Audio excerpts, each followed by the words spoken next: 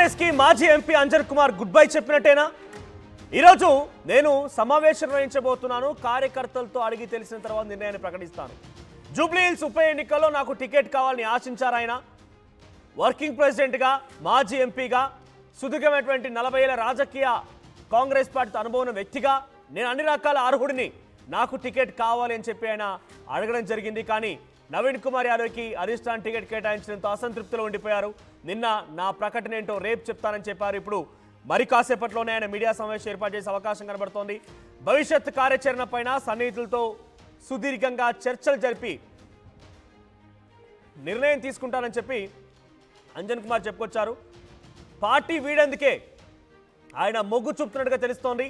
40 ఏళ్ల రాజకీయంగా కాంగ్రెస్ పార్టీ అనుభవాన్ని కష్టపడ్డానని చెప్పి సన్నిహితులతో కన్నీళ్లు కూడా ఆయన పెట్టినట్టు తెలుస్తోంది. ఇవాళ కాంగ్రెస్కు పార్టీ పదవులు రాజీనామా చేస్తుందని చెప్పి ఆయన సన్నిహితుల దగ్గర మాట్లాడుకొచ్చారట. కాంగ్రెస్ నుంచి ఎంపీగా పనిచేశారు అంజన్ కుమార్ యాదవ్. ఇప్పటికే జూబ్లీ హిల్స్ టికెట్ నవీన్ కుమార్ యాదవ్ కేటాయించడంతో తీవ్రమైనటువంటి అసంతృప్తితో రగిలిపోతున్నారు. అటు పిసిసి అధ్యక్షుడు, మరికొంతమంది మంత్రివర్గం నుంచి కూడా ఆయనకి బుజ్జగించే ప్రయత్నం చేశారు. అంజన్ కుమార్తో కాసేపట్లో మంత్రి పొన్నం ప్రభాకర్ భేటీ అవకాశం ఉంది. ఇప్పటికే మంత్రి వివేక్ వెంకటస్వామి కూడా ఆయనతో భేటీ నాటి తెలుస్తోంది.